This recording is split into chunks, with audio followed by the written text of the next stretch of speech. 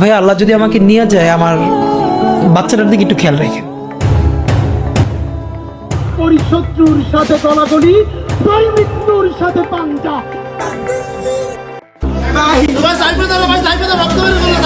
বড় অগ্রগতি হাদি হত্যা মামলায়। দীর্ঘদিন পলাতক থাকার পর অবশেষে আইনের জালে ধরা পড়েছে আলোচিত দুই আসামি। আন্তর্জাতিক সহযোগিতার মাধ্যমে তাদের দেশে ফিরিয়ে আনার প্রক্রিয়া শুরু হওয়ায় নতুন করে আলোচনায় এসেছে এই হত্যাকাণ্ড।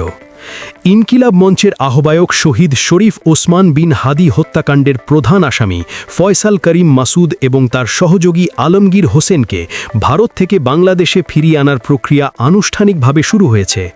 গোয়েন্দা সূত্রে জানা গেছে, সাম্প্রতিক সময় প্রাপ্ত গুরুত্বপূর্ণ তথ্যের ভিত্তিতে ভারতের পশ্চিমবঙ্গ পুলিশ সীমান্তবর্তী এলাকায় অভিযান চালিয়ে তাদের আটক করতে সক্ষম হয়েছে। গোয়েন্দা তথ্য অনুযায়ী বাংলাদেশের প্রতিরক্ষা গোয়েন্দা সংস্থার দেওয়া নির্দিষ্ট তথ্যের ভিত্তিতে পশ্চিমবঙ্গের বনগাঁ সীমান্ত এলাকায় শনিবার গভীর রাতে অভিযান পরিচালনা করা হয়। অভিযানে ফয়সাল করিম মাসুদ ও আলমগীর হোসেনকে আটক করা হয়। পরে স্থানীয়ভাবে একটি মামলা দায়ের করে তাদের গ্রেফতার দেখানো হয় এবং সংশ্লিষ্ট আদালতে হাজির করার পর আদালত তাদের পুলিশ হেফাজতে পাঠানোর নির্দেশ দেয়। সূত্র আরও জানায়, সম্প্রতি বাংলাদেশের প্রতিরক্ষা গোয়েন্দা সংস্থার নবনিযুক্ত মহাপরিচালক ভারত সফর করেন। সেই সফরের সময় তিনি ভারতীয় কর্তৃপক্ষের কাছে শহীদ ওসমান বিন হাদি হত্যাকাণ্ডের পলাতক আসামি সহ বিভিন্ন সন্ত্রাসী কর্মকাণ্ডে জড়িত ব্যক্তিদের আটক করে বাংলাদেশে ফিরিয়ে দেবার অনুরোধ জানান।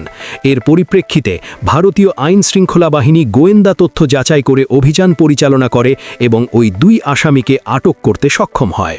গোয়েন্দা সূত্রের দাবি, ওসমান হাদি হত্যাকাণ্ডের পর ফয়সাল ও আলমগীর মেঘালয় সীমান্ত দিয়ে ভারতে পালিয়ে যায় এবং বিভিন্ন স্থানে আত্মগোপনে ছিল। পরবর্তীতে পরিস্থিতি অনুকূলে মনে করে তারা আবার বাংলাদেশে ফেরার পরিকল্পনা করে এবং বনগাঁ সীমান্ত এলাকায় অবস্থান নেবার চেষ্টা করে। সেই সময় গোয়েন্দা তথ্যের ভিত্তিতে অভিযান চালিয়ে তাদের আটক করা হয়। উল্লেখ্য, গত বছরের 12ই ডিসেম্বর ঢাকার পল্টনের বক্স কালভার্ট রোড এলাকায় জুমার নামাজ শেষে গণসংযোগ কর্মসূচি শেষে ফেরার পথে মোটরসাইকেল আরোহী দুই দুর্বৃত্তের গুলিতে গুরুতর আহত হন ওসমান বিন হাদি। পরে তাকে উন্নত চিকিৎসার জন্য সিঙ্গাপুরে নেওয়া হলে 18 ডিসেম্বর চিকিৎসাধীন অবস্থায় তার মৃত্যু হয়। এই ঘটনায় দায়ের করা মামলায় ইতোমধ্যে কয়েকজন আসামি গ্রেফতার হয়েছে এবং তাদের মধ্যে কয়েকজন আদালতে স্বীকারোক্তিমূলক জবানবন্দিও দিয়েছেন। বর্তমানে ভারতে আটক ফয়সাল করিম মাসুদ ও আলমগীর হোসেনকে আইনি প্রক্রিয়ার মাধ্যমে দ্রুত বাংলাদেশে ফিরিয়ে আনার জন্য প্রয়োজনীয় দূতাবাসিক ও আইনি পদক্ষেপ গ্রহণ করছে সংশ্লিষ্ট কর্তৃপক্ষ। তদন্ত সংশ্লিষ্টরা আশা করছেন, তাদের দেশে ফিরিয়ে এনে জিজ্ঞাসাবাদ করা হলে এই হত্যাকাণ্ডের পিছনের পুরো পরিকল্পনা ও জড়িতদের সম্পর্কে আরও গুরুত্বপূর্ণ তথ্য বেরিয়ে আসবে। এই ঘটনাকে ঘিরে আইন শৃঙ্খলা বাহিনীর তৎপরতা আরও জোরদার করা হয়েছে এবং সংশ্লিষ্ট মহলে ধারণা করা হচ্ছে, অচিরেই এই আলোচিত হত্যাকাণ্ডের রহস্যের আরও গুরুত্বপূর্ণ দিক উন্মোচিত হতে পারে।